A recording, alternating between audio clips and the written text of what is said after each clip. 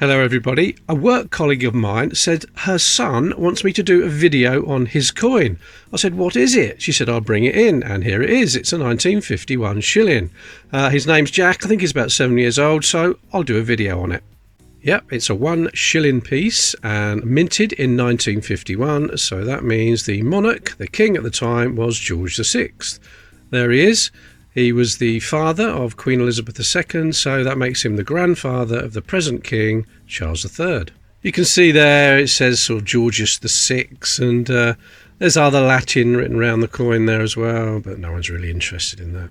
So let's have a look at the image then. On the reverse of the coin, the tails side, we've got a lion facing to the left, standing on top of a crown. The crown is based on a real crown called the Crown of St Edward, named after Edward the Confessor, and they put that crown on the head of kings and queens at their coronation. And there's a photograph of King George VI at his coronation with the crown on his head. And that took place at Westminster Abbey in London on Wednesday the 12th of May 1937. Now the lion is not based on a real lion. Lions don't have tails like that in real life. That's just known as a heraldic lion. Is that how you pronounce it? Heraldic? And they don't wear crowns either. Here's a real one. See, the tail is a little bit more boring, and it's not wearing a crown. Okay, what else can I tell you about this coin? Well, this side, the tail side, or the reverse as it's known, was designed by English artist George Kruger Gray. There he is, and he lived from 1880 to 1943. So sadly, by the time this coin was minted, he'd already died. But this image had been on the shilling since 1937, so he did get to see his design on the coin. Let's have a look at the head side of the coin, or what coin collectors would call the obverse.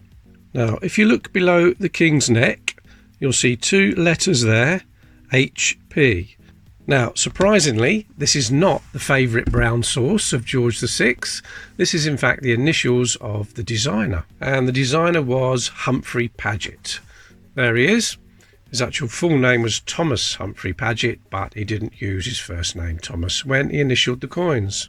And he lived from 1893 to 1974. It's got a milled edge. See the little lines there? That's called a milled edge. It's made from cupra nickel, which is a mixture of copper and nickel. Before 1947, it would have been 50% silver, the shilling, and before 1920, 92.5% silver. This is the English version of the shilling, the English lion on there, and they did make Scottish versions of the shilling between 1937 and 1966. So let me put that one down there, and I'll show you the Scottish version. There we are. It's got the Scottish lion facing forward, the rampant lion. And you can see it's got a sword in one hand and a mace in the other. And there's a Scottish flag there, Scottish saltire, and a Scottish thistle, the emblem of Scotland on the other side. And the obverse is exactly the same. So what I'll do, Jack, when you get your coin back, you can have that one as well, so then you've got one of each. Let's see how many of these shillings were made in 1951. The English version, they minted 9,956,930, and the Scottish version slightly more, about 1 million more, at 10,961,174. Shilling is equal in value to the new 5p, 5p coin. There were 20 shillings in a pound, and there are 25p coins in a pound. And these shillings were in circulation right up until December 1990, and were used as 5p until they shrunk the 5p down, and then they were all removed from circulation. So what could you buy for a shilling in 1951? Well, you could buy a loaf of bread and still have some change left over to get some sweets. You could buy a pint and a half of milk. And if you added 1 penny to that shilling, and there's 12 old pennies to a shilling, you could buy a pint of beer. Imagine buying a pint of beer for 1 shilling and 1 penny today. That's about 5.5p. But that's not as cheap as it sounds, because you only earned about £2 a week in 1951.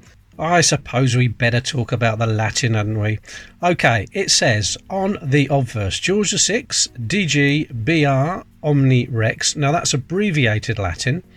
The full Latin says Georgius VI de grata Britanniarum omnium rex. There you go, you can tell I'm a fluent Latin speaker, can't you? And in English that is George VI, by the grace of God, King of all the Britons. And on the reverse it just says fid def in Latin, and that means fidi defensor in full Latin, which translates to defender of the faith. Why do we have Latin on coins? Well, it goes back hundreds of years, right to Roman times. English became the official language of England in 1362, but on the coins they carried on with the Latin and still do today. Okay, how much is it worth? Well, it's not worth a great deal, I'm sorry to say, only about £1 or £1.50, but it's not about the cost, it's not about how much you can get for it, it's the history. This coin was circulating for nearly 40 years, imagine all the transactions it made. Just think of all the people that handled this coin over the years. Some famous people could have had this coin. John Lennon, Winston Churchill, SpongeBob SquarePants. You never know who's used this coin in the past. And the Scottish one, about the same price, £1, £1.50.